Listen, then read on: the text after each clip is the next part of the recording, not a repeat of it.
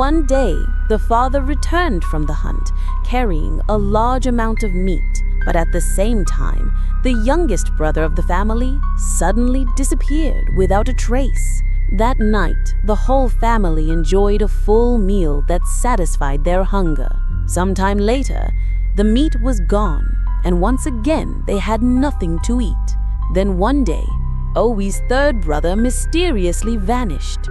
That very day, the father came back from hunting with plenty of meat again. Everyone ate another hearty meal, but once more, the meat eventually ran out. As the family neared the edge of starvation, Obi's father called him and said that he would accompany him on the hunt that day. Before leaving, Obi saw his mother bidding him farewell with tears in her eyes, as if something terrible was about to happen. Obi followed his father into the forest, all the while wondering why his mother had reacted in such a way.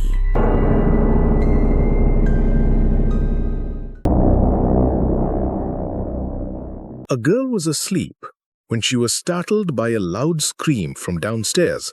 She went to check and found the noise came from the maid's room. Inside, the maid was curled up in a corner, visibly shaken. When asked what happened, the maid said someone had been standing outside the window watching the house. Thinking everyone was asleep, he might have tried to break in. She screamed and he ran off. The girl tried to calm her. "Maybe he's gone. Don't be scared." Just then, a noise came from the living room. The girl froze. Maybe the intruder had gotten inside. She called the police, but no one answered. Panicking, she called her father, who was abroad on a business trip. As soon as he picked up, she said, "Dad, someone broke into the house. I'm hiding with the maid. What should we do?" Her father shouted, "Get out of the house now. We don't have a maid."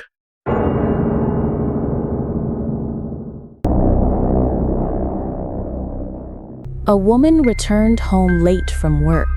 When she entered the elevator in her apartment building, there was a mother and her young son inside. The boy kept staring at her, then quickly hid behind his mother with a frightened look. The woman was puzzled. She hadn't done anything to scare him. His mother also seemed surprised by his reaction. After the woman got off the elevator, the mother asked her son, "What was wrong? Why were you so scared?" The boy, trembling, replied, "Didn't you see it, Mom? That woman was carrying an old man on her back. His face was terrifying, and he kept staring at me." The mother shuddered. She had clearly seen only the woman. There was no old man at all.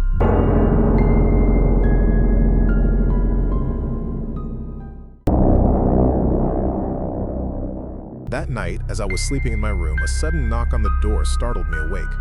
I called out, "Who is it?" But there was no response.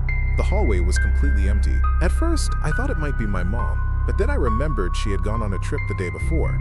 A sense of unease crept over me. I carefully checked around, but everything seemed normal. Who had knocked on my door? The more I thought about it, the stranger it seemed. Then, a strange idea came to mind.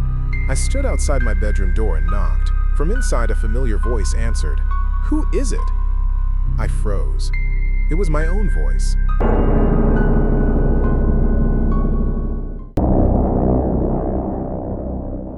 In hospitals, nurses put a white wristband on patients' wrists with their names written on it for easy identification. There's also a red wristband, but that's only for the deceased. One night, a doctor working the night shift had just finished a surgery. As he headed to the basement, he stepped into the elevator and saw a woman already inside going in the same direction. He made small talk with her as they waited for the elevator to descend. When the doors opened on one of the lower floors, another woman was standing there, ready to get in. The doctor, suddenly alarmed, quickly pressed the button to close the doors and sent the elevator straight to the highest floor. The woman in the elevator with him was shocked and asked, "That was rude. Why didn't you let her in?" Shaking, the doctor replied, "You don't understand. That woman was my patient. I just operated on her, but the surgery failed. Didn't you see the red wristband on her wrist? She's dead." The woman beside him suddenly giggled and asked, "Oh, you mean a red wristband like this one?"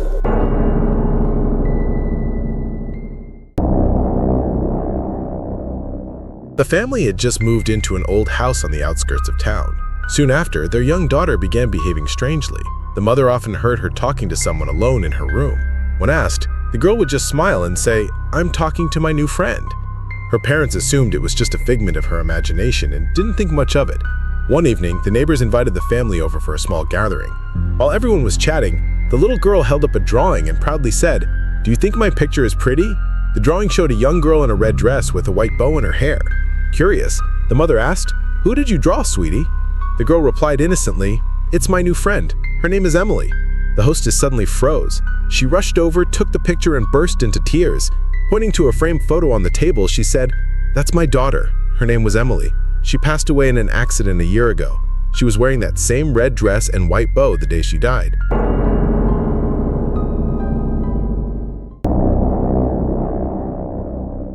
My grandfather loved me dearly, but he passed away a week ago. I was heartbroken.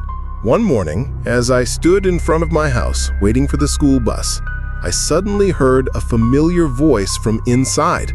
"Claire, come in here. Grandpa needs you." I froze. My heart skipped a beat. It was my grandfather's voice, but he was gone.